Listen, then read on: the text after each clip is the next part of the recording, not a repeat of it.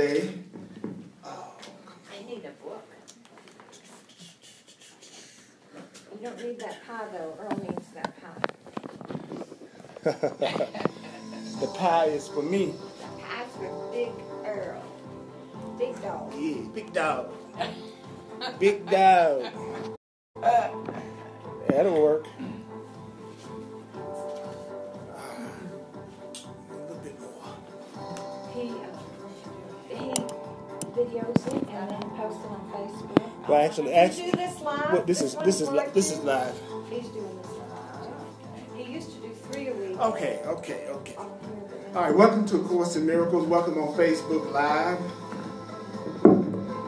I'd like to ask you to just take a minute to take a breath and allow yourself to get centered, because we have all of the thoughts and feelings and emotions, all the different things that we think are going on in our life right now. And this is an opportunity for us to just bring our energy in and focus.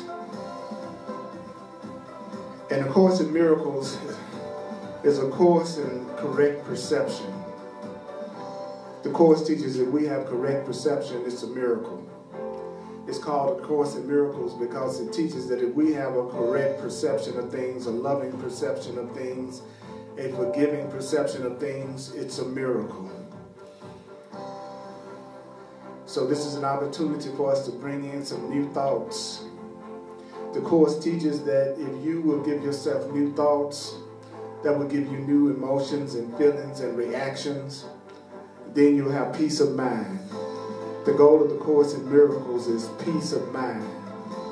The goal of A Course in Miracles is peace of mind. The goal of A Course in Miracles is peace of mind. Because the Course in Miracles teaches that if you have peace of mind,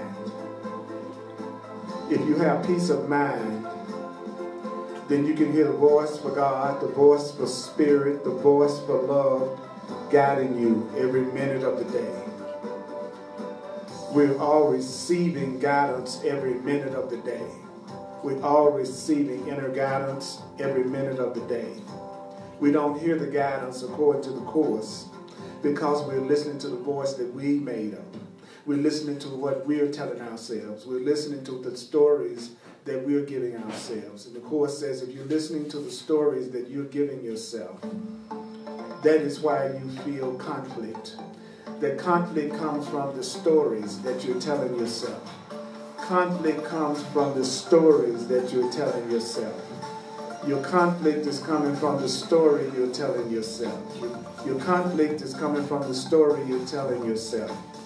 If there's any fear or conflict in your life right now, the Course in Miracles teaches that it's coming from the story that you're telling yourself.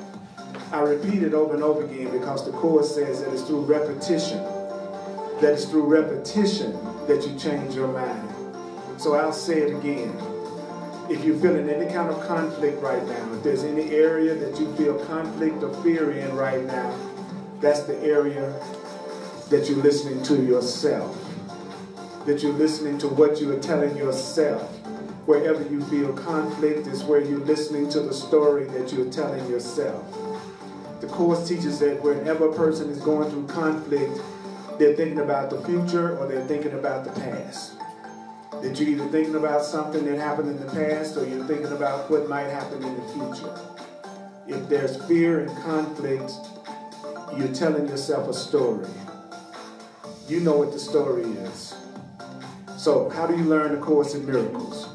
It says the way you learn the Course in Miracles is through telling yourself that you need not believe it, you need not accept it, you need not welcome it, that some of it may be hard to believe, and some of it may be quite startling.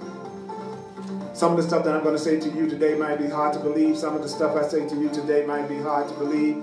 Some of the stuff I say to you today might be hard to believe. Some of the stuff I say to you today might be hard to believe. Some of the stuff I tell you today you may not believe. Some of the stuff I say out of A Course in Miracles may seem to be startling.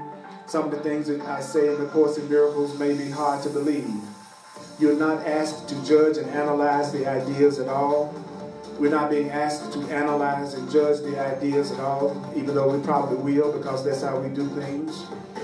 The Course in Miracles is saying that what you need to do is, if you use the ideas, you will see that the ideas are true. If you use the ideas, you will see that the ideas are true. If you use the ideas, you will see that the ideas are true. If you use the ideas, you'll see that the ideas are true. And today we're going to be on page 279, if you got the book. We're going to be on page 279 in a section called The Function of the Atonement, which is the function of the undoing of fear and guilt. The function of the atonement is the function of the undoing of fear, the function of the undoing of guilt, the function of forgiveness. It's on chapter 14 in the section of the book that's called Teaching for Truth. It's chapter 14, page 279. Those of you online that are watching on Facebook, we're going to be in chapter 14, section 4, 279. And don't forget to share the video so that other people can tune into it and watch it right now. And thank you for coming online. Thank you for being willing to tune in live and interact with each other, as well as interact with everybody in the room. So if we're here, the Course in Miracles says that the reason why we showed up today is because we were sent. These were the people that were sent today. And that's who's here. So for whatever reason, the universe wanted you to hear this. That's why you're here. Because the universe wanted you. Obviously, we're the only ones the universe wanted to hear this.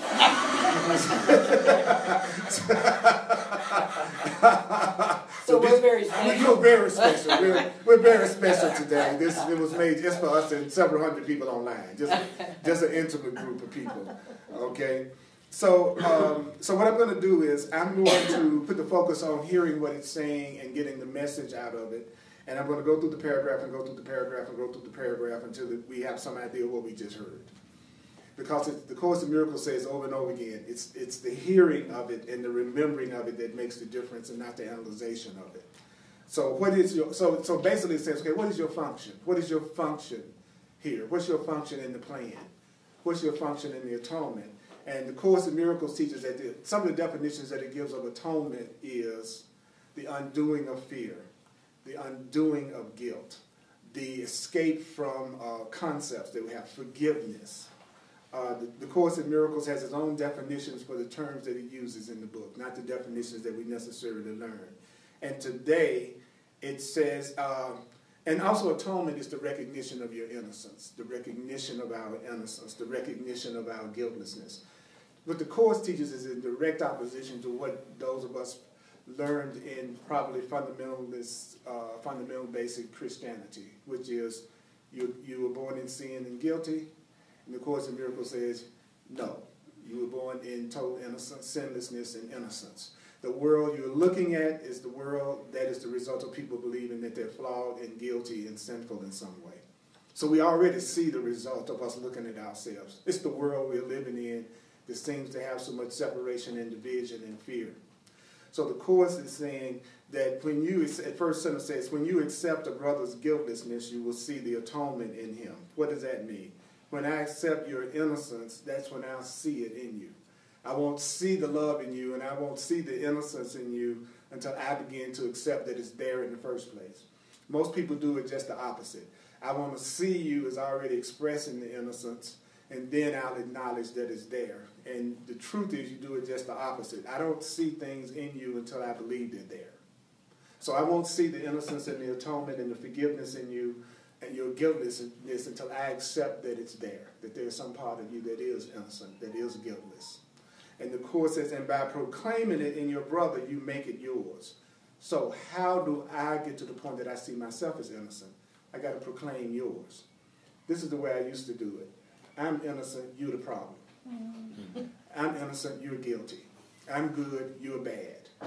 So I'm walking through the world waiting for everybody else to change, to become good people. I'm the good person. I just need the rest of you all to catch up with me. The problem isn't with me. The problem is with all of you. And as soon as you get your act together, then the world will be a better place.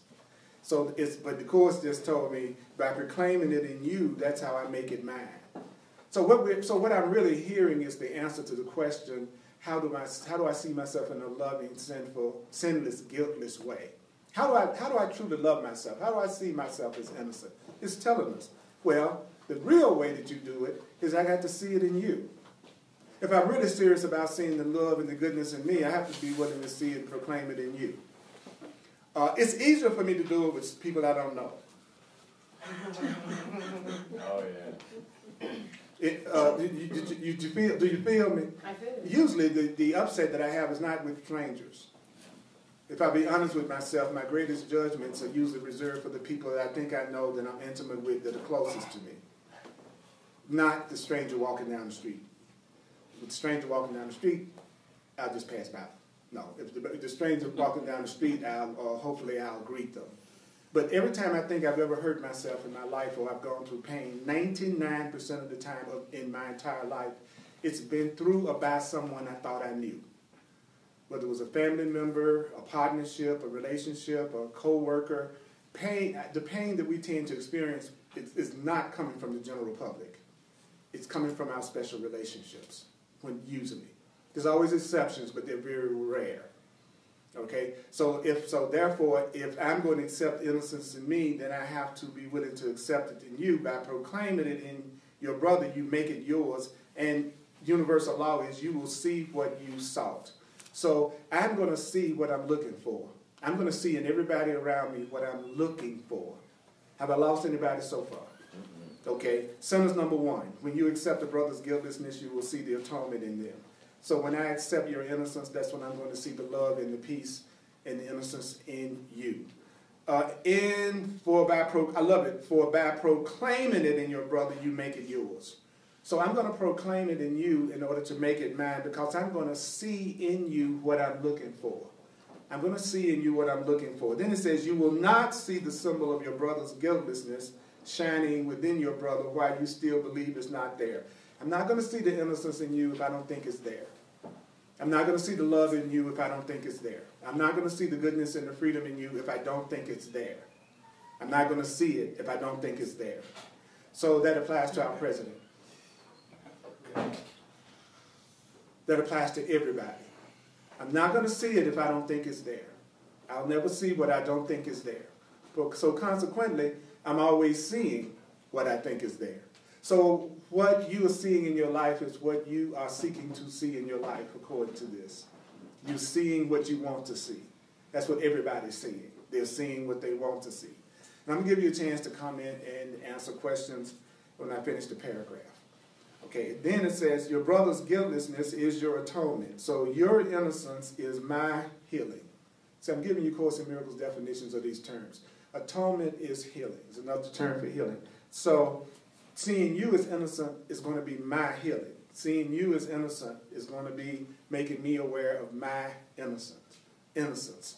Seeing you that way. Notice that none of the things that the Course has said anything right off the bat about so much about how you see yourself. It's telling us when you accept somebody else's innocence, you're going to see the atonement in them. When you proclaim the innocence in the other person, you're going to make it yours. You're going to see what you're seeking. You won't see it shining in them while you don't believe it's there. His innocence is your atonement. His guiltlessness is your atonement. Grant it to him. If I grant your innocence, if I'll grant your innocence. It's funny, too, because people don't realize that everything that you think is a problem in your life, even the stuff that you think of as financial or material or physical, all those things are related to how much guilt that you perceive in yourself, consciously or unconsciously, and what you see in others. Wow. So the Course is telling you right off the bat, if I'll grant your innocence. Now notice that for you to be innocent, in a sense, doesn't have anything to do with my belief, ultimately. If it's the truth about you, it doesn't make any, it's beyond opinion. And so whatever's the truth is beyond opinion. It doesn't matter what you think about me. If I am what I am, regardless of whatever you think about me. So what the Course is saying is, it doesn't matter if anybody else thinks you're innocent, you're innocent. See, we think we have the right and the ability to say, you're not innocent unless I say you are. And the Course of Miracles is saying, that's a bunch of crap. You know what I'm saying? It's like, this microphone is a microphone whether you call it a radio. Your opinion of it doesn't change the fact that this is a microphone. But you could get a lot more use out of it if you knew it was a microphone. So the truth is, the more we are truly aware of who we are, we're going to have a better relationship with each other. But your opinion of me and my opinion of you has absolutely nothing to do with the truth of what you really are. And this book is saying, look here, you're innocent. You make mistakes. We all make mistakes. But mistakes are not sins. Mistakes can be corrected, especially by the infinite intelligence and higher power that created us. But you're not going to see the innocence and the love in the people in your life until you start proclaiming it. And if you don't look for it, you're not going to see it. And you're not going to see your own if you don't see it in anybody else. Because there's no such thing as me seeing myself as innocent and everybody else is guilty, and really I'm seeing myself as innocent. You know, I can say that I'm innocent and everybody else is guilty, but if I see everybody else as guilty, I do see myself as guilty too, according to this. Because what you're seeing is in your own mind. What you're seeing is being projected from your own mind. So you're only seeing your own beliefs anyway. So the Course is telling us your brother's guiltlessness is your atonement. Grant it to him and you will see the truth of what you have acknowledged. So what is it that a person sees the truth of? Whatever they acknowledge. If I acknowledge that you're deserving love, if I acknowledge that you're cute, if I acknowledge that you're innocent, then the Course says that I'm going to see the truth of it. But I won't see the truth of it if I don't acknowledge it. So I'm going to acknowledge your innocence even if I don't think I see it, even if I don't think I always believe it. I'd rather start with you all because most of you I don't have an intimate, special relationship with. So as far as I'm concerned, y'all are really cool. Right? Right, yeah, because we don't have special relationships with each other. Nobody's coming in here with a grievance toward anybody else in the room, generally, right? So that's what the Course is saying. Let's start with the people that we know we don't have grievances with. So I'm going to grant your innocence even if I don't know you personally. Because every time I say it, it's going to make me know my innocence. And so the Course says whatever you apply to somebody else, that's what your mind applies to you automatically. So whatever I say about you, my mind thinks it must be true for me too. So if I see you as innocent, there's a way of seeing myself as innocent. What's the advantage of seeing yourself as innocent?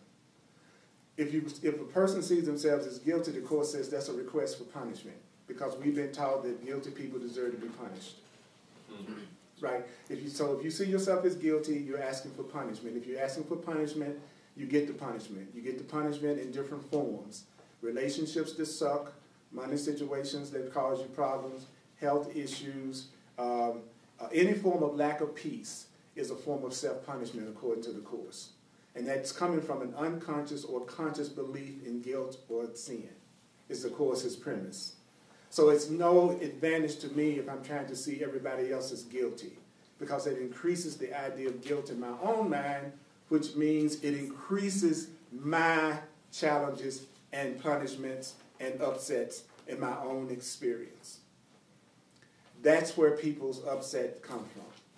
The Course is saying to us, it's not a mystery why people suffer. They suffer because they don't love themselves the way that they should, and they have unconscious guilts and fears and grievances and unforgivenesses that have not been healed. And so your experience is getting you in touch with your beliefs. And as much as it's fun blaming everybody else and projecting that everybody else is the problem, it's a lazy man's guide to enlightenment. Because that's you trying to not deal with your own issues by projecting that it's somebody else is the problem and not you. That's all that is. Because it's easy. If I say it's you all are the problem, I don't have to do anything. And I can just complain all the time, which sounds familiar if you think about the world. So the Course says the first in time means nothing, but the first in eternity is God the Father, who is both first and one. So it doesn't make any difference about being number one in time, but the Course in Miracles says our Creator is what's really first. So a person that is really wanting to have peace, a person that's really wanting to have happiness, that's a person that's putting God first. That's a person that's putting love first. That's a person that's putting spirit first. That's what should be first. Not your sister, not your brother, not your mother, not your father, not your children, not your lover. Nothing should be first other than God. God should be first, your Creator should be first, love should be first, and then everything else should come second, third, fourth, fifth, sixth. People acknowledge that. You say that to the average group of people, they're going to always say yes, and then they're going to go right out here and put God last. Because how do you know? Well, anything that you give yourself, anything that you give your peace away about is your idol and what you put first. So if you want to know what your idol is, it's whatever you put before your peace. If you got a relationship that you put before your peace, that's your idol. If you put money and what's happening financially with you before your peace, that's your idol. The Course in Miracles is letting us know that nothing should be first but that which created us, because that which created us can provide and take care of us. So if I believe that, that's what I'd be working on. One of the best things about the Course in Miracles that I appreciate is it got me out of denial. It really taught me how to tell when I was lying to myself and when the people around me were lying to me too. And that was one of the best gifts. It's hard to fool me now. And even if you think, and if I know you are deceiving me, you will never know it. I'm going to still be nice. Because attack is never the answer. No, even if I knew you were trying to hurt me, attacking you wouldn't be the answer. But it doesn't mean I'm ignorant just because I'm not going off. Right? So what do I mean by that? If you tell me you put God first, and then the next sentence you're telling me how much you're upset about this, that, or the other, what you're worried about, what you're concerned about, well, I'm doing the same thing, I know you really don't put God first. So you didn't deceive me because I just watched you. And I just listened to you. So saying the truth is one thing, living it is another, right? So if I'm living the truth, the way that I know it is the degree of inner peace that I have. Easy way to tell. And if you still get upset about any and everything, and you still get triggered real easily, you haven't healed your mind yet. I'll still find myself getting triggered from time to time and getting angry at time to time. The only difference now is I don't beat myself up about it. I just go, okay, I need to see this differently. Where I used to beat myself up. I thought the answer to everything was always, well, beat yourself up. You feel bad, beat yourself up. Now it's like, okay, I'm just making a mistake. There's another way I need to see this. So I really need to put my focus on what is it the Course in Miracles is telling me I should be doing about this rather than beating myself up about it. So the Course says the first in time means nothing, but the first in eternity is God the Father. And this says God is first and God is one. And beyond the first, which is God, there is no other. That means there really isn't any order. There's no second, there's no third, there's nothing but the first. So there ain't nothing but God, there ain't nothing but God, there's nothing but love, there is nothing but truth. The Course is saying, that's it. There's nothing but the truth. There's nothing but God. God is first, there's nothing else. That means that's what we are, that's what everything is. We're all part of that oneness, we're all part of that connection. And so when I accept that that's true about you, that's when I'll know it's true about me.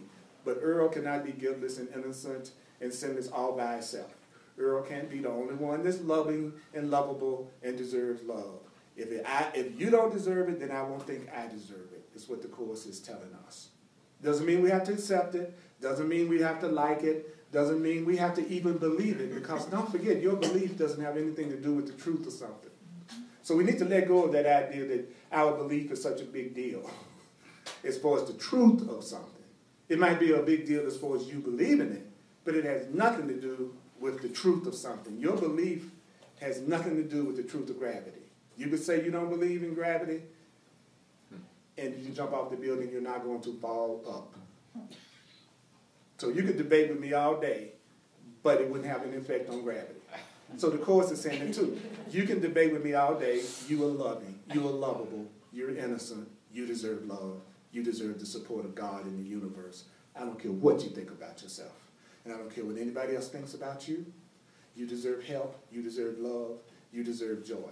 Just like gravity exists whether you believe it or not, God's love for you exists whether you believe it or not. That's what the Course is telling us. Matter of fact, you better be glad that the universe don't pay attention to what you think about yourself. Really, I'm really. You better be glad that there's something that loves you more than you love yourself. Like, no matter what my child thinks about himself, that doesn't affect how I necessarily feel about my child. No matter what my child thinks about themselves. That's our relationship to our own divine creator. God doesn't give a hoot what you think about God. You know, I've counseled with people who were, one of the biggest issues they were working on was they hated God. And they were all, been out of shape about it. And I said, okay, I can help you work on maybe how you can see that different, but please don't think the Creator gives any hoot about you hating it. Because love doesn't have any other response other than love. See, it's not for love, it's not love and. Love, that's it. It's not like the sun is going to say, today I'm going to be cold. That is just the sun every day. So you are love every day. God is love every day. That doesn't ever change. That's why when you become a more loving person, it doesn't matter to you what a person has done to you, because you know your response is not going to be different no matter what they've done. So what does it matter for them to tell you what they've done? I want you to be with that for a minute. The only reason I need you to try to explain to me a situation that you think I'm going to decide whether I'm going to love you or not. But if I only have one response, it doesn't matter what you've done. So you can tell me or not tell me, it won't make me any difference, because even if you told me, I'm still going to love you. So you tell me if you want to. I tell people that I'm in relationships with, you can share with me whatever you want to share with me, and you can not share with me whatever you don't share with me, and you don't have to report anything about anything if you do. The only thing that matters to me is the love that's being exchanged to us when we're in each other's presence. That's it. What you do when you're not around me, I could give less than a D. I'm serious, because that doesn't matter. What matters is the love that we experience with each other right now in the present. And if I've decided I'm going to be loving with you, then I'm going to be that way anyway. Period. God doesn't have two responses. We do. Our Creator doesn't sit back and go, I'm trying to decide how I'm going to treat Earl today based on what he did last night, especially last night.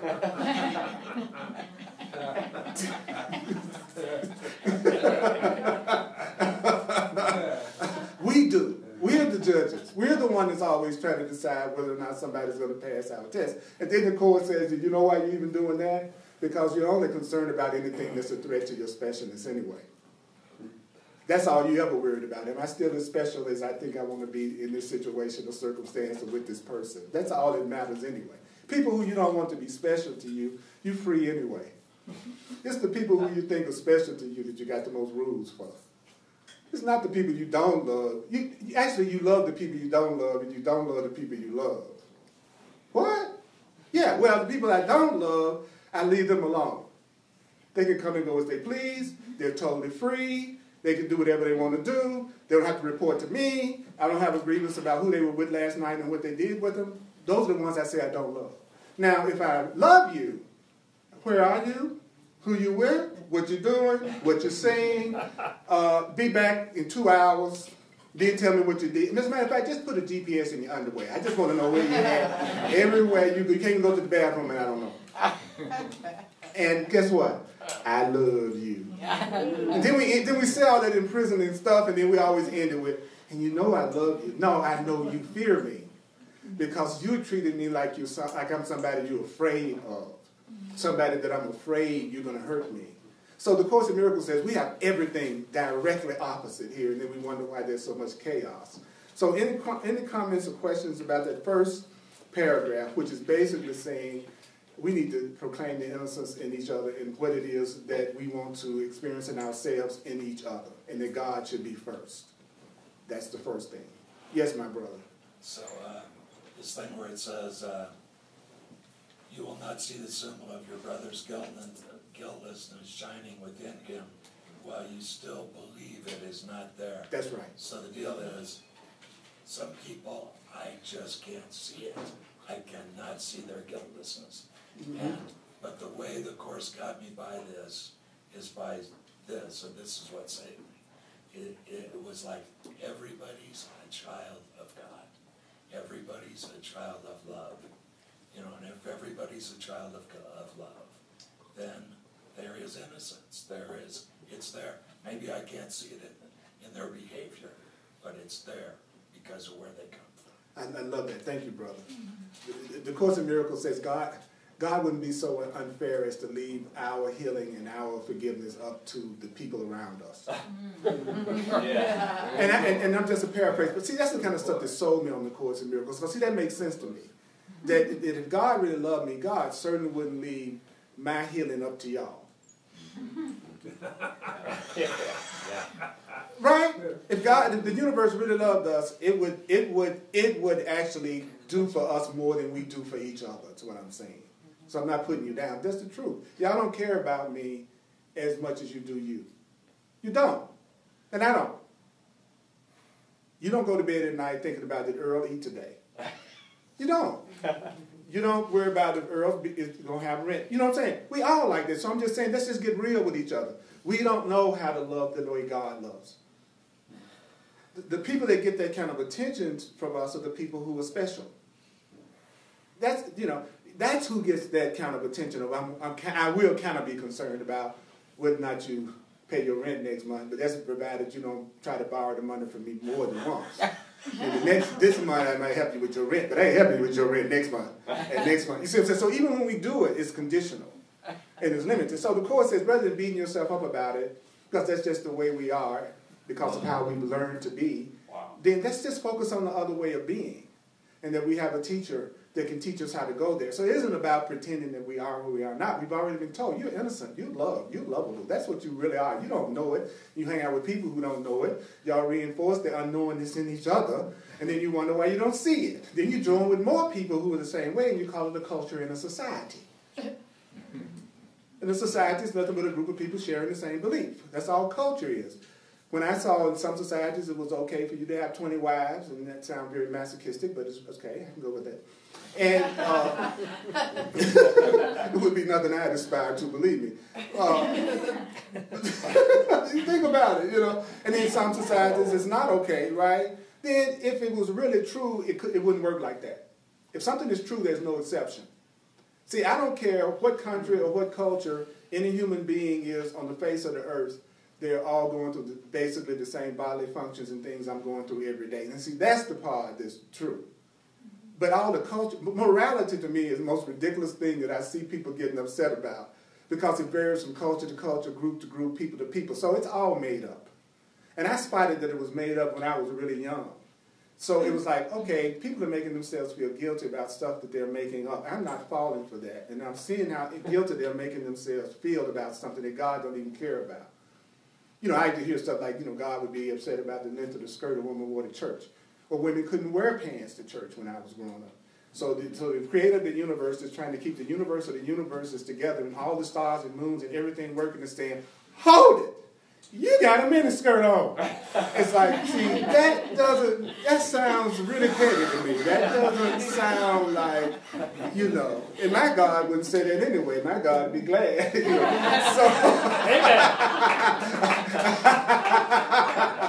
My congregation would be glad to be there. That's right. We got the same perception of God. Thank you, brother. Thank you.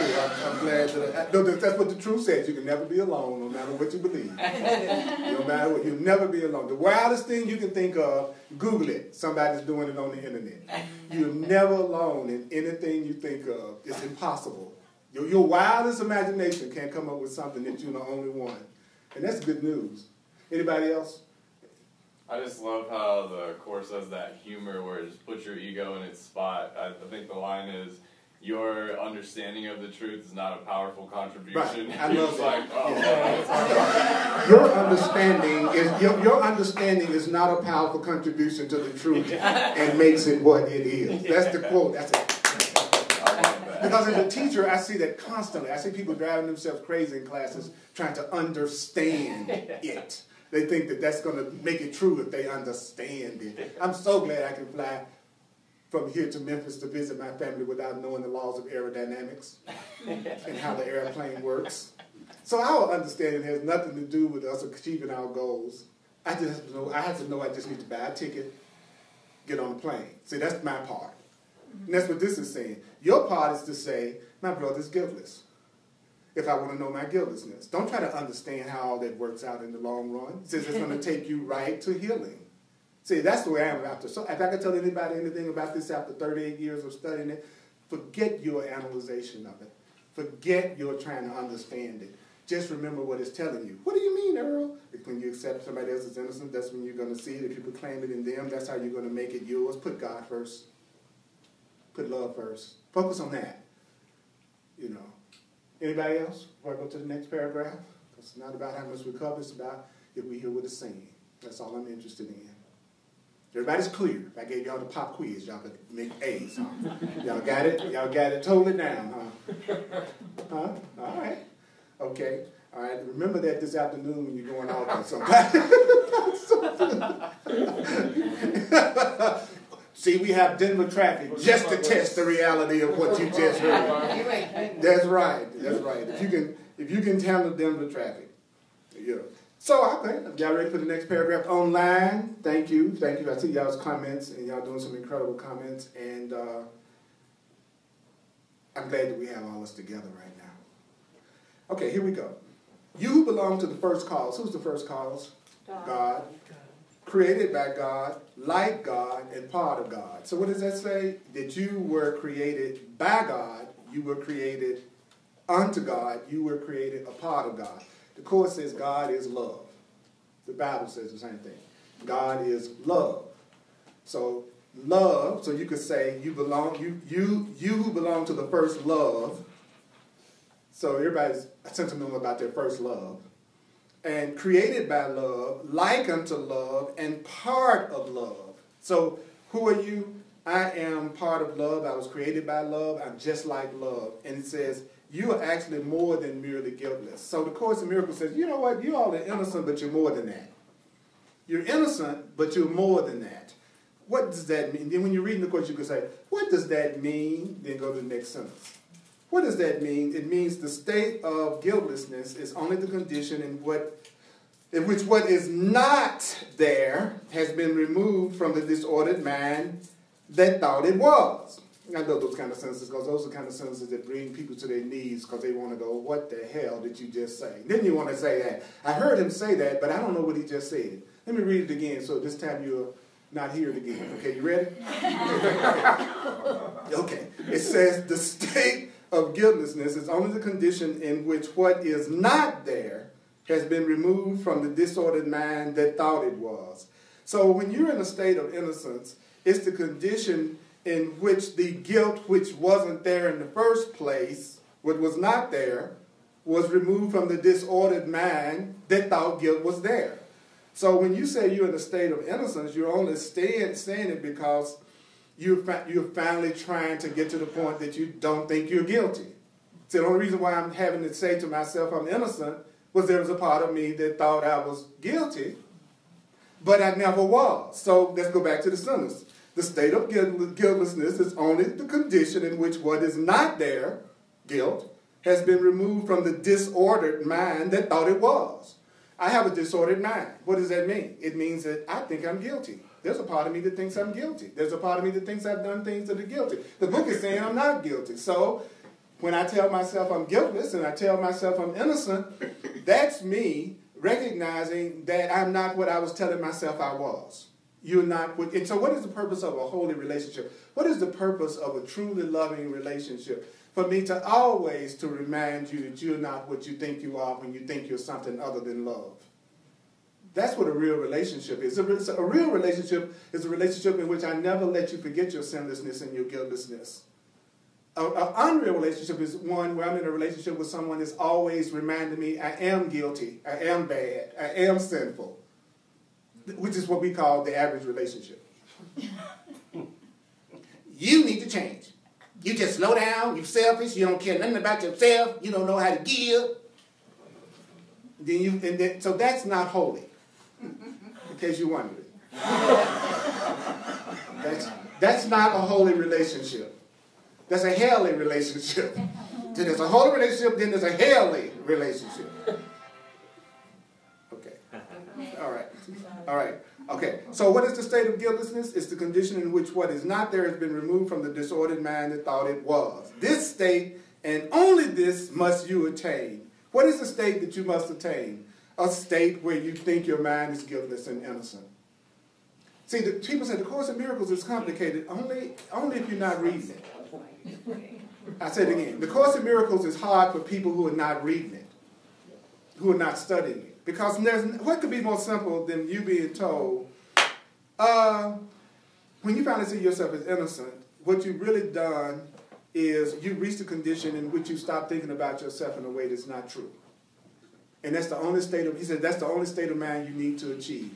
A state of mind that you recognize you're not guilty and that you're not sinful. Now, just me saying that for some people would make them want to jump up and run out of the room because they're so convinced that calling themselves sinful is the way that they become okay because that's what they learned. People don't realize that their beliefs are just Most people think what they believe, they forget that someone taught them that. They almost act like you just came here believing that. Whatever you believe right now, somebody taught you. There's nothing that you can tell me that somebody didn't teach you. So what if they taught you something that wasn't true? That's the question that the Course always asks. Well, okay, I know that you believe you're sinful and you were born in sin, for instance, but somebody taught you that. So what if that wasn't true? What if you weren't born in sin? What if you actually are guiltless? Suppose you really were created by something that only loves you. What would that life be like? What would that be like? Now, why wouldn't a person want to change over to that new belief? Because they don't believe that.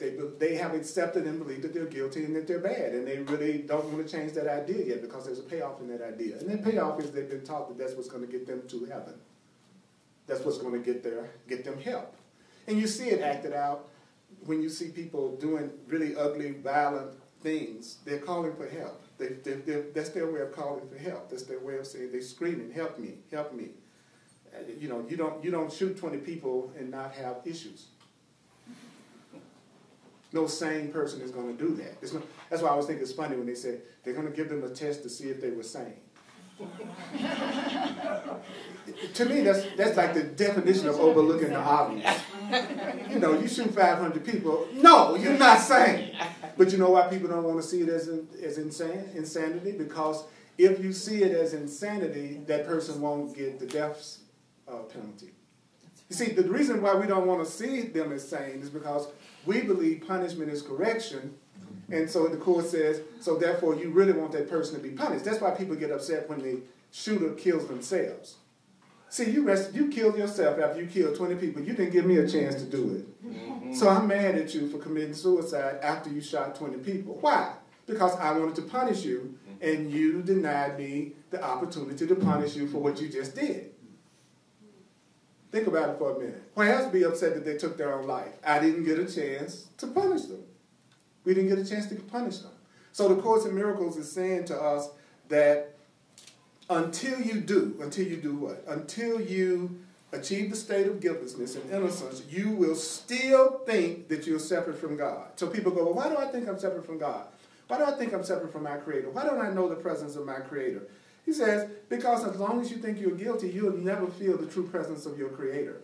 You can't know the presence of God and feel guilty at the same time, according to the Course. You can't feel love and guilt at the same time, in other words. You are not feeling love with somebody that you're with and you're feeling guilty all the time. That is not love that you're feeling with that person. That's guilt you're feeling with that person and calling it love. So if you're in a relationship and all you feel is guilt and anger, that is not a love relationship. That's a guilt relationship. So the Course says, well, you won't know God. You won't know love. Love is God. So you can't know love and feel guilt at the same time.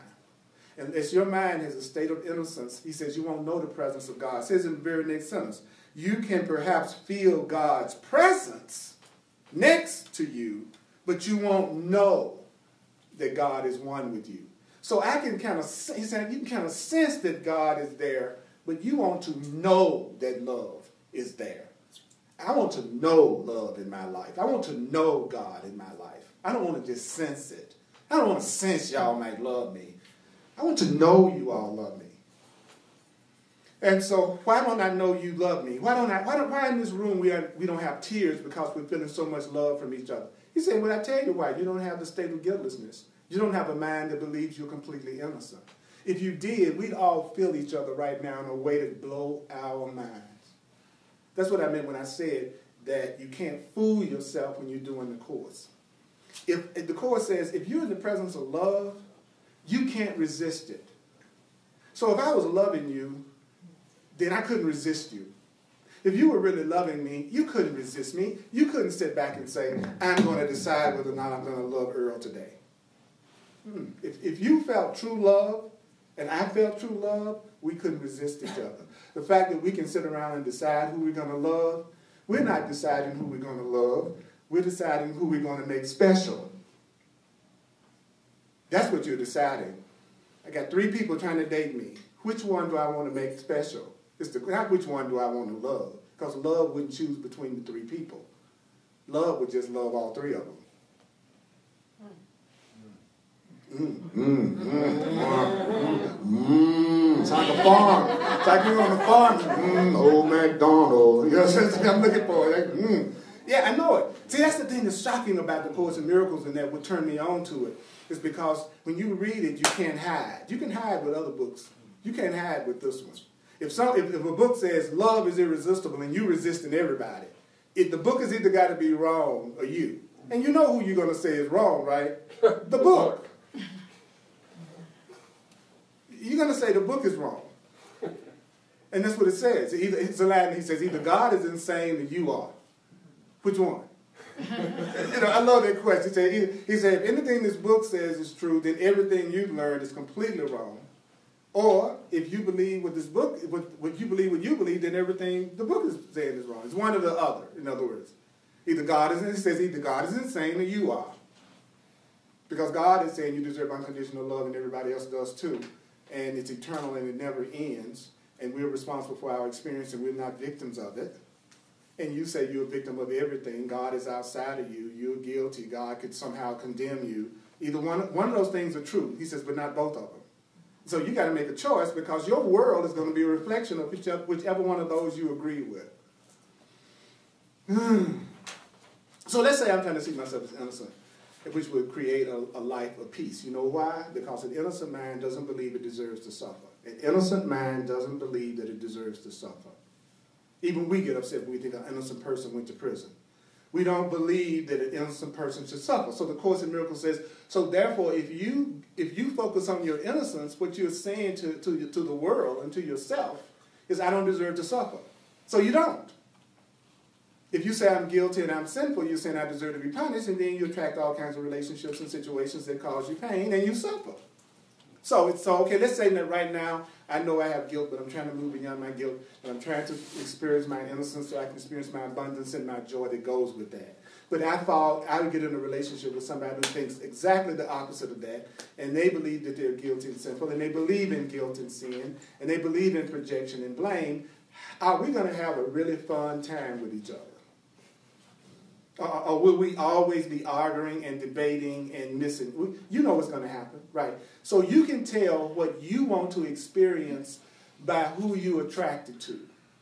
So if I say I want to know myself as innocent, but then I get in a relationship with someone who wants to believe everything but that, I don't want to know my innocence. That's bull when I say I want to know my innocence. If I want to be in a relationship with somebody that's more drama than I am, then I couldn't possibly really want peace. I still think I want some drama right now. See, that's too easy. Who are you attracted to? That's what you want.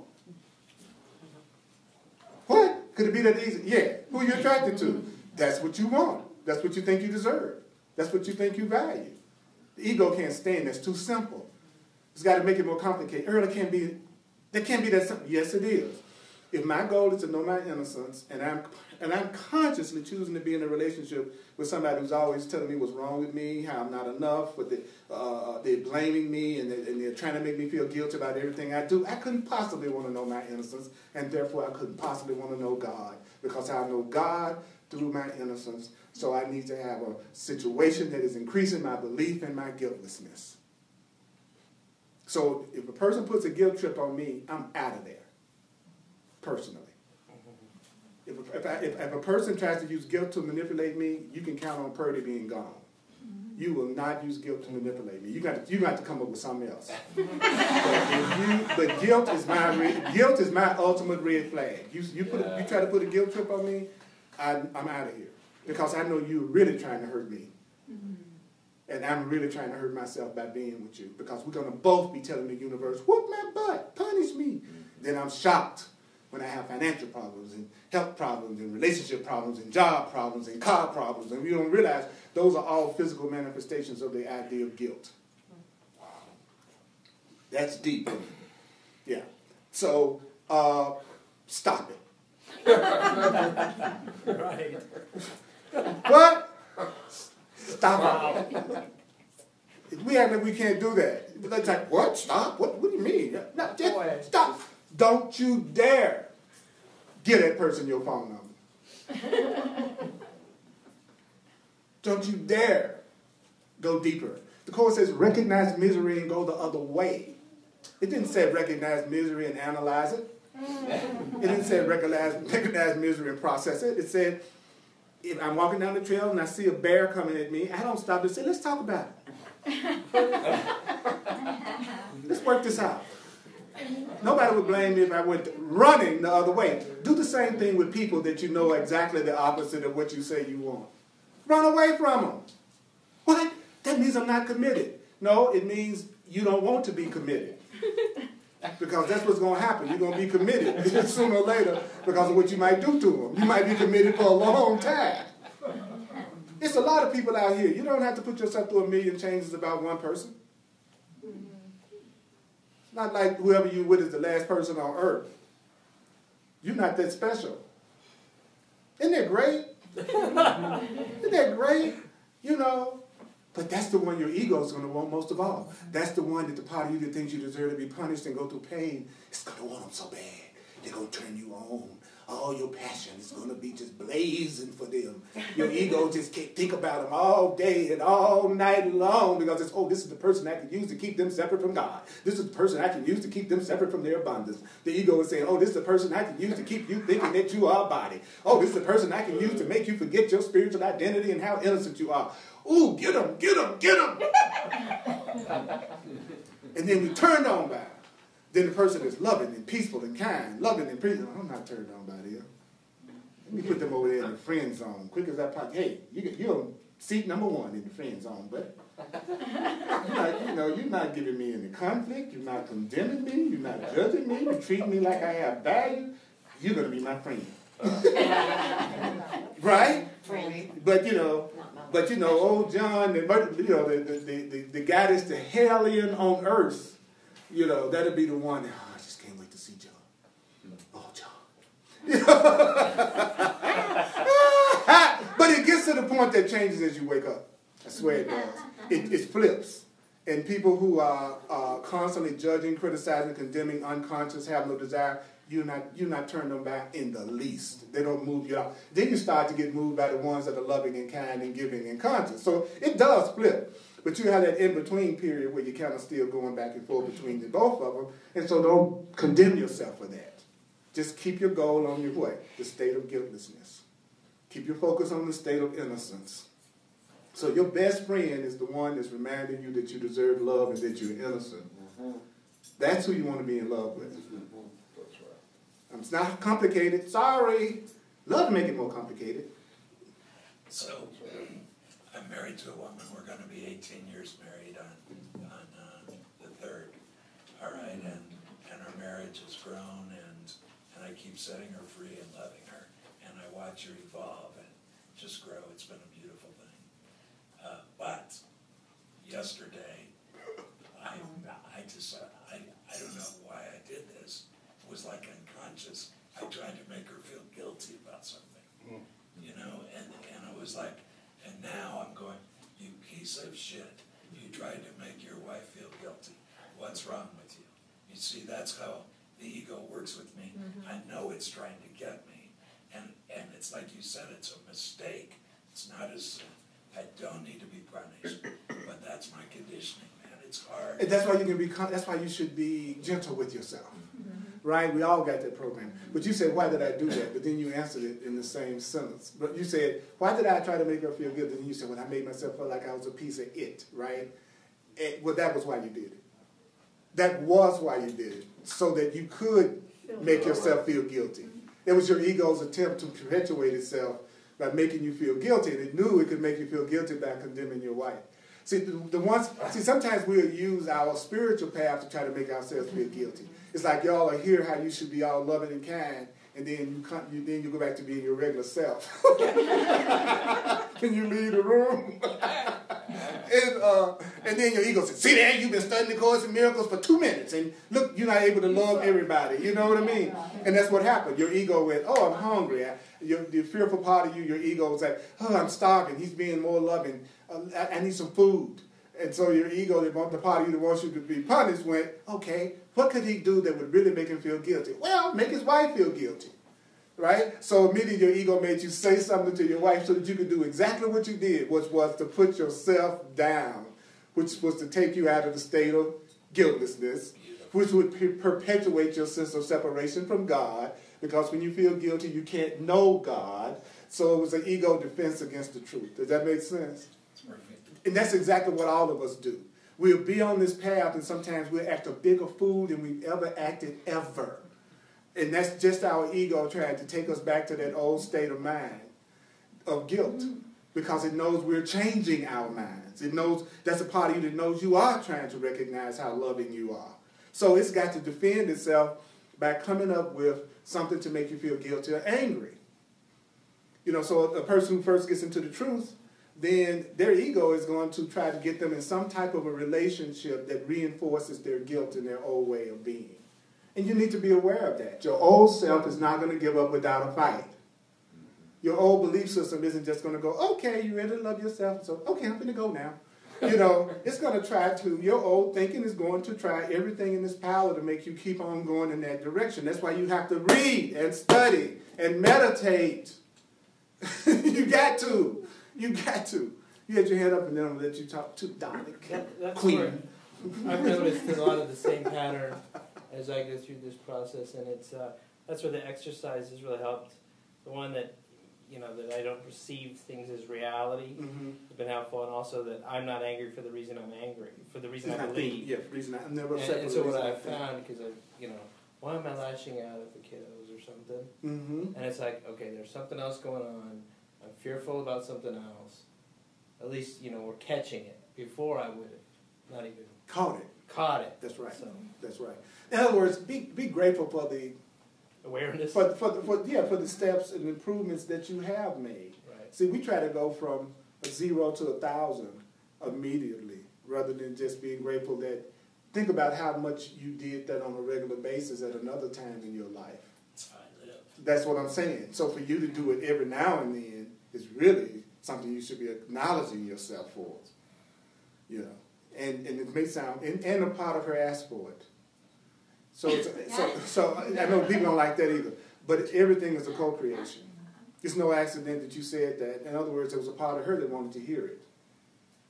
Just because it was a part of you that wanted to say it. Because nothing that we experience, we are not calling to ourselves at some level. Yeah, and that we forget that too. You know. She had people her whole life telling her she was guilty. That's what I'm saying. Yeah. So that means she still has some of those subconscious beliefs that you mirrored back to her that she had. So it's always a co-creation. You know, it's like, it's never one person that did not make a relationship fail, that made a relationship fail. It's both people.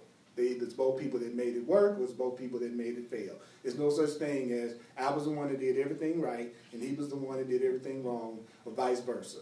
No, you are always co-creators of your experience, or nothing that we're studying is true. If in a situation you're a victim, then nothing that we're studying is true.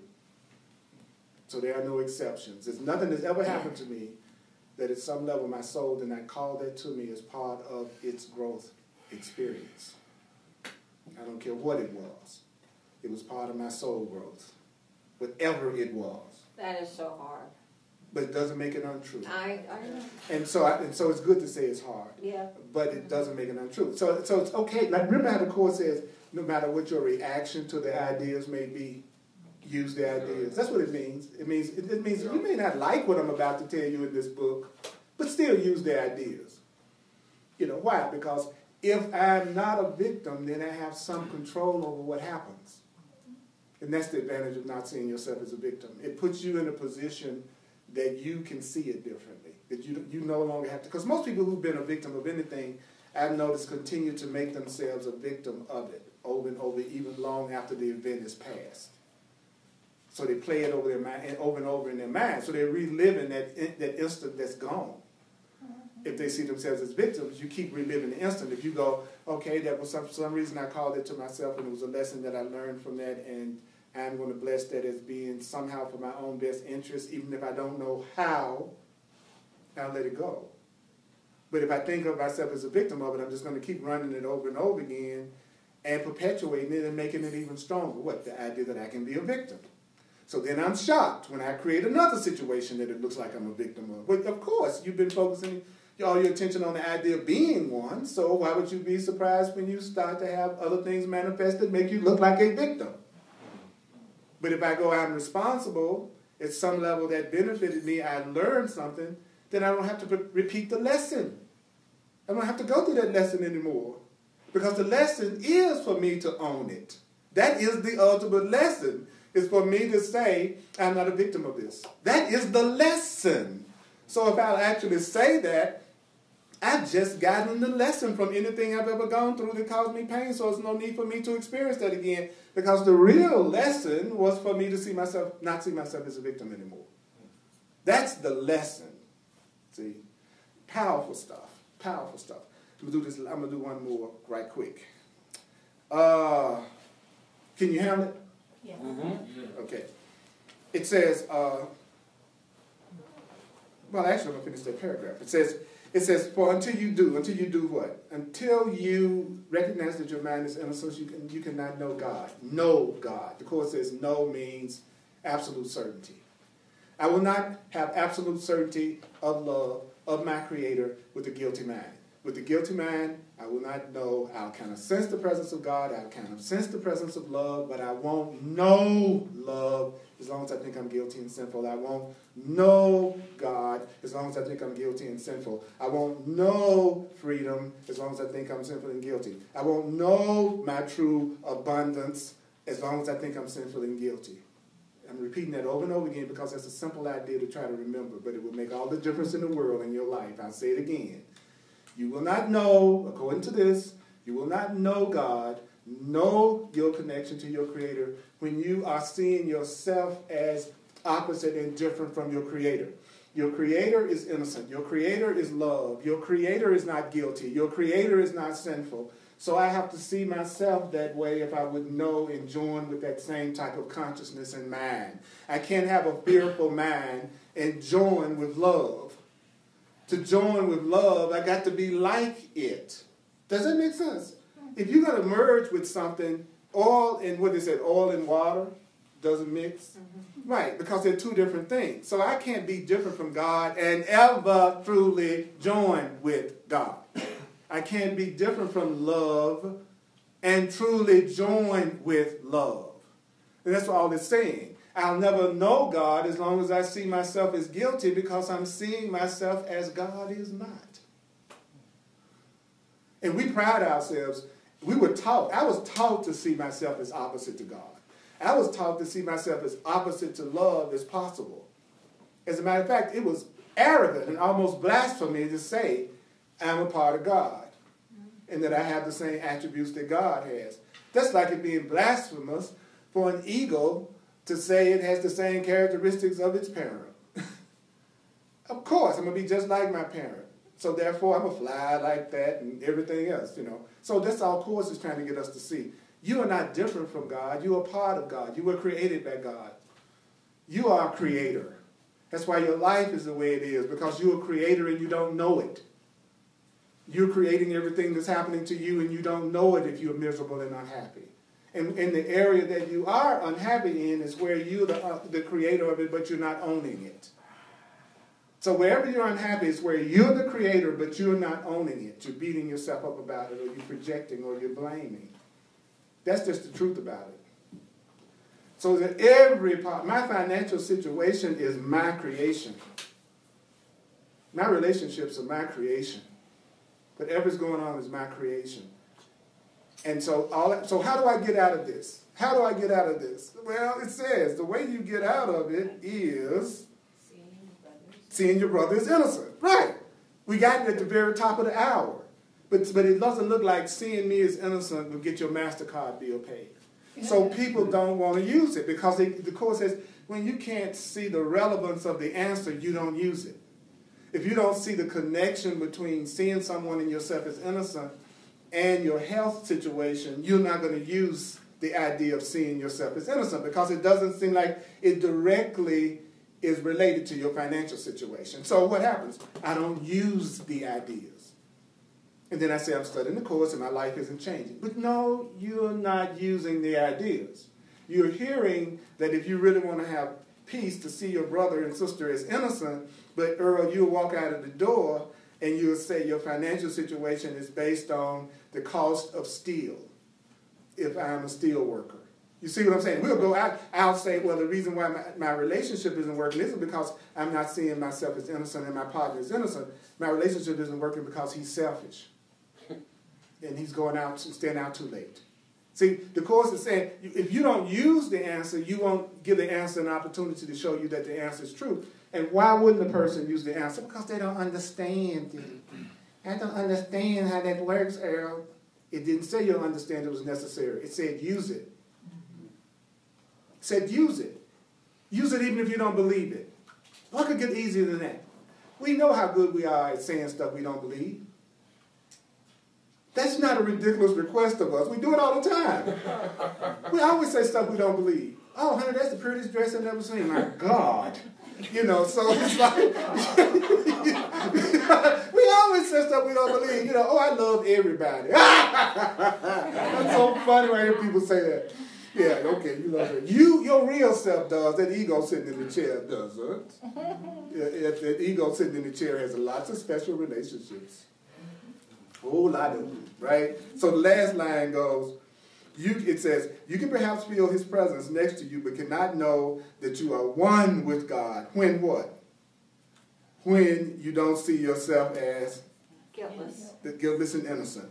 He says, now this is it. It says, you cannot know you're one with God. Knowing that you're one with God cannot be taught. I can't teach you how to know you're one with love. So he says, learning applies only to the condition in which your knowledge of God happens of itself. What does that mean?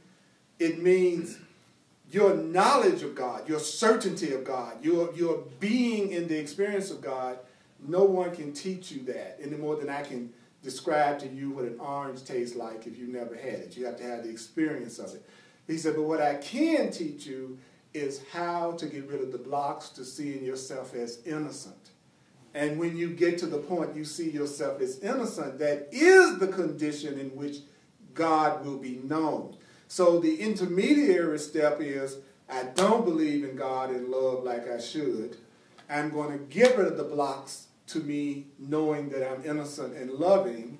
When I've gotten rid of the blocks, which is what the Course and Truth books teach you, then I'll know love. Then I'll know God.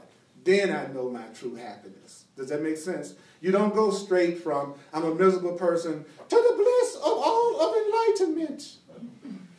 You go from, I'm thinking stupid, to now I'm thinking smart, to now knowing God. I go from I'm unhappy as a person, to I'm happy as a person, to going beyond knowing myself as just a person. So the Course calls it going from the unhappy dream to the happy dream. The happy dream is just a dream where you still think you're a body, you still look like a body, but you're experiencing the world in a totally different way that's full of joy and bliss for you. And then you wake up to who you are beyond the body as a spiritual being. You don't go straight from, I'm a miserable body person, to, I know myself as a spiritual being beyond the body, joined with all the universe. You know, there's an intermediary step, which is when I get rid of all the stupid stuff I've learned. And I learn how to see everything and everybody. But that's going to call for attention and study. Yes. Because it's going to call for another way of you thinking. And how you're going to get the new way of thinking if you don't get the script. This is the script. And there are millions of scripts. You might not like the Course in Miracles play. But you might like the Way of Mastery play. You might have your own special play that is your script.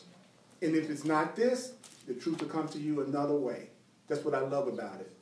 I don't pretend for one instant that the Course in Miracles is the path for everybody, but it was certainly the path for me, and it certainly worked for me, but I gave it attention and study and still do. I don't breathe one time for the whole week, and I don't read this book one time for the rest of my life. It's the exact same thing.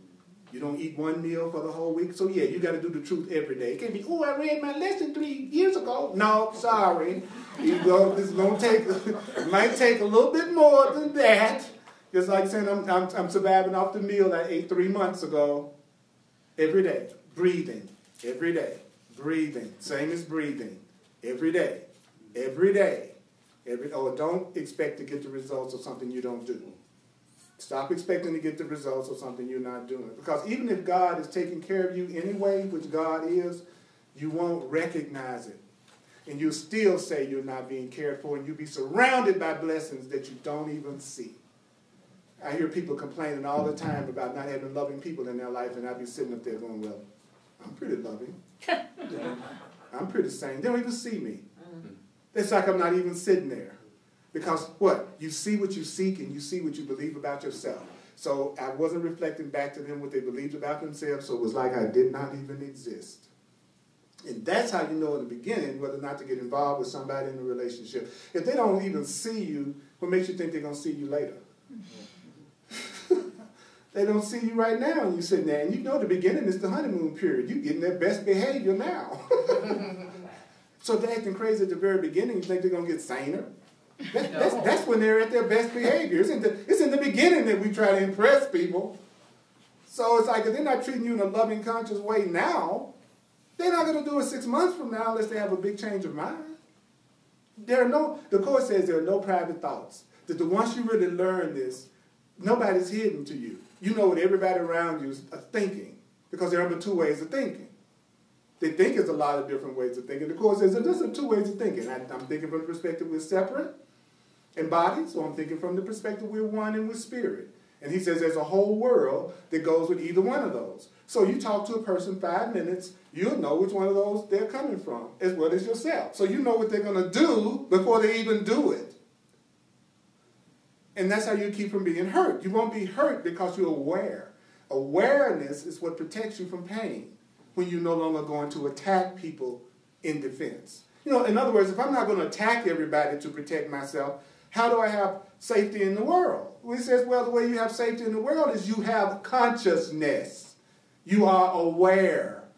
You see the rattlesnake, and you, and the rattlesnake never bites you because you are aware of the rattlesnake. That's how you protect it once you start to wake up. You just avoid situations, and you'll find yourself not being in situations that attack and hurt you because you have awareness.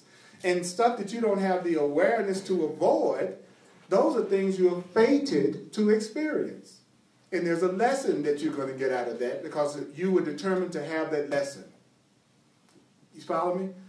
The thing that the relationship that you weren't able to avoid, and you didn't have the awareness to avoid, you were fated to have that relationship for the lesson that you were going to learn through it. That's why you didn't know not to take that phone number or give it away.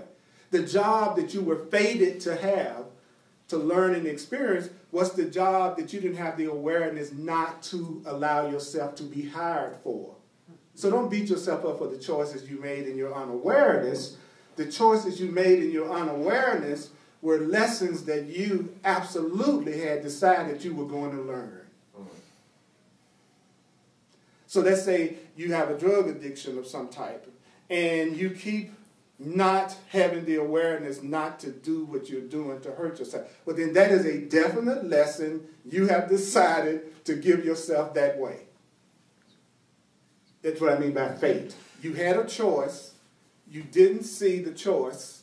You gave yourself that experience. You were meant to have that experience. That's what I figured out about my marriage. I was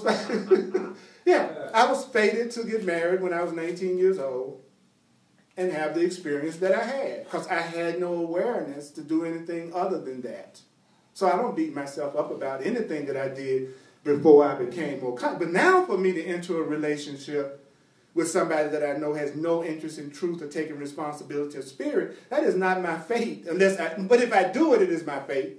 Same thing again. If I do it again, it's my fate. But on the other hand, I really do have the consciousness that I could have made another choice.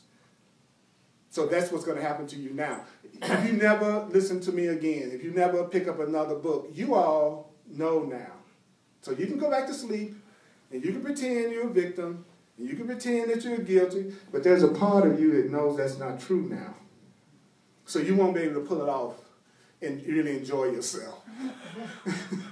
Because the part of you knows that, well, I'm doing something pretty stupid right now. I can tell it. This is as stupid as it can be, but I'm going to do it. And guess what? I'm loved. I'm completely loved by God. I'm going to be completely guided. I'm going to be completely helped. I'm going to be completely supported to get out of this situation that I just put myself in. So even if I put myself in the worst situation, God is with me in that worst situation. That will never end, because God will never not love me no matter what, or you either, no matter what you do. And that, my brothers and sisters, is the truth. So could you acknowledge yourself for hearing this lesson today? Woo! Woo, woo, woo, woo! I'm going to be doing a hardcore Course in Miracles Advanced Mind Training workshop. If you are interested in finding out more information about it, I'm trying to find out who is interested enough to actually be proactive, then shoot me an email at earlpurdy@earlpurdy.com. It's my email address. It's my name, earlpurdy@earlpurdy.com, and I'll give you more information about it, because I want to teach people who it means enough to do something as simple as that. Since we can text all day about totally meaningless stuff, it would make sense to me that if the workshop was important, the person could shoot me a text or an email about that too. Because I want to go deep. And I want to go deep with some people who really want to go deep, who really motivated. Because I'm bursting with this stuff. You are. After 38 years, and I feel like I have so much to offer, but I can only offer this other part with people who really want to go deeper. So those of you online, same thing. Let me know. earlpurdy@earlpurdy.com. Because I think some people have reached their limit. I really believe there's a lot of people who reach their limit, and I want to meet them and I want to work with them. So let's do the financial expression of appreciation now, mighty companions. I thank you for sharing with me. As a full-time teacher, this is what I do in the world, and I'm glad to do it. And I also appreciate your financial support. Online, if you'd like to make a financial expression of appreciation, go to my website, earlpurdy.com, Purdy, and you can make a financial expression of appreciation. I'm also available for one-on-one sessions called clarity sessions. If you really want to get rid of those blocks to keep you from recognizing your innocence, and it also requires, your participation, then I'm available for that. And I also use my knowledge of astrology and numerology for those who are open to intuitive insight also. So go to my website, earlpurdy.com. It explains in detail what my services are and what I do. You don't have an original problem. You don't have an original situation. There is a divine plan for your life. There are spiritual lessons that you came here to learn. There are things that you need to get past that came here with you. And that's what an astrology chart is about at a spiritual level. It's your own instructions you gave yourself before you incarnated in this dream. And there's a way for you to know why you're experiencing what you're doing and how to get past it. Spirit wants to reach open-minded people. Because even to study the Course in Miracles, you had to be open-minded. So keep your mind open to other things. Because you can get a lot of information in ways you don't understand. And that's what's so cool. So I'm available in ways you don't understand. And you're available in ways I don't understand.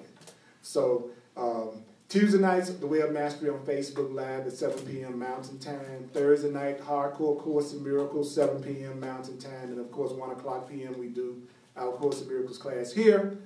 If you want to watch the classes online, you don't have to be a Facebook member. You can just go to this Earl on your web browser, www.facebook.com/Earl Purdy Live. So whether you're a Facebook member or not, if you go to www.facebook.com/Earl Purdy Live, you can watch these live videos as we do them, and you can watch replays later. I have over 1,000 videos on YouTube. I have easily that many on my website that you can watch for free. There's literally no excuse. There's literally no excuse for keeping your same state of mind except just you don't think you're worth the effort. And when the Course first said that, it blew my mind. He says, this isn't hard. You just don't think you're worth the effort. I went, that's true. There is a part of me that doesn't think I'm worth the effort. Right? And that's why I'm not doing it. So when I hear excuses, I go, no, you just have, either you haven't reached your limit of suffering yet, and everybody has one. That's good news. Isn't it good news? To know that there's a limit to your suffering. There's a point that even you are going to say, I've had enough. And it says, and when you reach that point, then that's when you surrender. So when you say, I give up, that is what the universe has been waiting for you to say practically all your life. You give up. Yeah. It's like, okay, I admit I don't know. The most honest statement that a person can ever say, I read in one book, was, I don't know. It said, if you ever want to make sure you're being an honest person, say, I don't know. Because there's so much we don't see. So what was one thing somebody heard today that they want to remember before I finish up right quick? To see my brother is innocent. To see your brother is innocent. Anybody else? I can't be different from my brother enjoying. I can't be different from my brother enjoying. I can't be different from you enjoying with you. This is huge. That's huge. If I see him differently, I can't join with him. That's right. If I see him black and I'm white, if I see him older and I'm young, if I see him Jewish and I'm Christian, whatever, I can't do blocked it. No. Unless I remember the oneness behind the appearance. You know, like when I used to do a play, I might have been playing a role in that play, but I didn't forget I was Earl Purdy. But if I was playing the role of a doctor and I forgot I was Earl and I thought I really was a doctor, now I'm going crazy. Okay? And the course is based, truth is based on this what's happened to us. We're insane actors who now believe that they are the role that they're playing.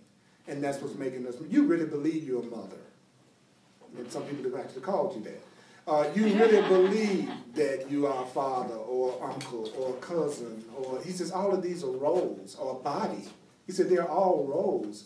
You are an unlimited spiritual being that's having that human experience. You know, and that turns me on. That feels right to my soul. Anybody else, something that they heard that they want to remember? When you see danger, run the other way. When you recognize it seems so simple. I know. Recognize misery and go the other way. Don't give her your phone number. That's right. Don't give them your phone number. That's how you're responsible for your relationships, because it was you that gave the person the permission to contact you or stay in communication. So you can never say you're a victim of your relationship, especially if you keep perpetuating it even after you realize it's not healthy. Like I always tell people, present yourself to the person as honestly as you can about what your goals are, what your purpose is, what you're in the relationship, and what you'd like to experience out of it. And then believe them when they respond. Because they're either going to respond that they're open and receptive to it or they're not. And so if they're obviously not interested, then you are within your right to choose out of that. You don't have to feel like it meant you were not committed. The person has told you, I'm not going to do it. I'm not interested. So what does that mean? It means if I stay with you, then I have to take 100% responsibility for what I'm experiencing in this relationship and stop bugging the other person and stop trying to get them to change. You see what I'm saying? If I'm going to stay with you and I know you don't want what I want, I need to leave you alone. I need to let you be, because you told me and I still was determined to stay. Because when you're unconscious, you're always trying to get other people to change to make you happy. That's a sure sign of an asleep person. They always are telling you you need to be different for them to be happy. That is the last person you want to be with as a friend or in a relationship. Someone who's constantly telling you how you need to stop acting, speaking, and behaving in a certain way so that they can be happy. And then they'll be happy with you. No, fire them. That's right there with the guilt trip people. The other people that I don't deal with is the one that says, well, Earl, you got to, if I want to change, there's one thing. But it's a different thing if I'm okay with me, but you want me to change because you aren't okay with me. That's a whole different ballgame. Mm-hmm. And then people will tell you that's what love is. If whether you're selfish, if you really love me, then you would change. If you really love me, you wouldn't ask me to. That's the real way. If you really love me, there would be no need for me to. That's the nature of love. Why would I have to change somebody I was loving?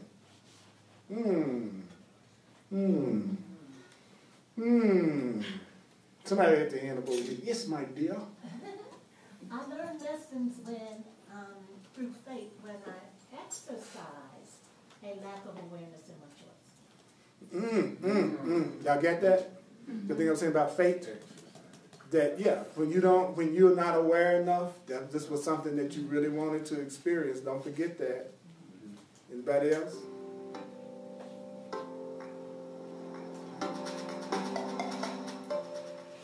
If I try to make somebody else feel guilty, there's some part of me that thinks I want to be guilty too. That's right. Don't forget that. When you accept your brother's innocence, you will see your own. When you accept another's innocence, you will see your own. When I accept another's innocence, when I accept another's innocence, take a breath, I will see my own. When I accept my another's innocence, I will see my own. I accept my innocence for myself. You accept your innocence for yourself. Accept your innocence for yourself by accepting your brother's innocence for yourself. Put your relationship with God before any other relationship in your life. When you truly achieve a state of innocence in your mind, you have reached the state that you can know love, and you would have reached the state that you can know God. As you go out into the world today, grant that the people around you have innocence. Even if that person is acting like a fool, like a nut in your perception, what they really are is innocent. That is their true being, regardless of what they may be doing outwardly. What that person is doing outwardly that's unloving is their attempt to reinforce their own guilt. When people are being unloving to others, that's a reflection of their own subconscious guilt. If you don't want to draw that into your life, then you want to see yourself as innocent by recognizing that their truest nature, their real self beneath their ego, is innocent, and you'll watch your world change. So, mighty companions, those of you online, thank you for joining. So now you know your assignment. It's not a lot to remember. Be willing to acknowledge somebody else's innocence so you won't draw punishment and attack and changes that make you unhappy to yourself. And you're loved unconditionally no matter what you think about yourself. So the only thing that's left now is for you to go into agreement with the truth about that by joining with other people who also remind you of the truth about that. That's it. That's pretty simple. You can do it. I got faith in you. And then y'all juicy and cute. So that pretty much covers the whole spectrum. I love you. Thank you for coming today. You all are cool. And don't forget, shoot me an email if you're interested in finding out more about the hardcore workshop, Course in Miracles, Advanced Mind Training. Thank you, those of you online. You all are blessed. Thanks.